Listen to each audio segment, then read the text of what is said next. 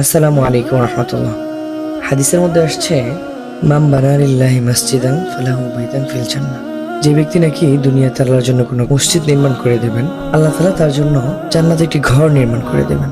তো সেই সুবাদে আলহামদুলিল্লাহ আশিক ভাই এবং তার সহযোদ্ধা এবং সহযোগীদের মাধ্যমে বান্দরবনের পার্বত্য অঞ্চলে একদম গহীনে লক্ষণঝিরিতে একটি মসজিদ নির্মাণ হয়েছে। আমরা গিয়েছিলাম আজকে সরেজমিনে সেই মসজিদ পরিদর্শনে। যদি অনেক গহীন এবং বৃষ্টি এবং বন্যার সময়ের কারণে গাড়ি চলাচল একেবারেই বন্ধ। দীর্ঘ পথ আমাদেরকে সিঁড়ি, পাহাড়, কাদাযুক্ত কর্দমাক্ত রাস্তা এবং কিছু পাড়ার অলিগলি দিয়েই হেঁটে সেই মসজিদে যেতে হয়েছে। 7 থেকে 8 বার ঝিরি পার হয়ে আমরা সেই মসজিদে পৌঁছেছি। মসজিদের কাজ প্রায় কমপ্লিট, শুধু রং এবং গ্রিল করাটা বাকি আছে।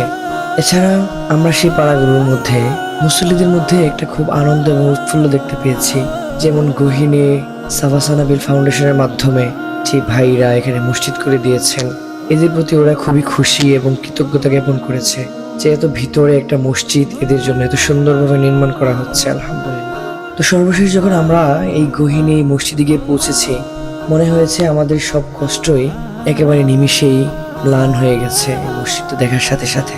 তাই সর্বশেষ যে ভাইদের অর্থায়নে সাভাসানাবিলের মাধ্যমে এখানে সুন্দর মসজিদটি বিনির্মাণ হচ্ছে, তাদের জন্য অসংখ্য দোয়া ও শুভকামনা রইল। আসসালামু আলাইকুম রহমতুল্লাহ।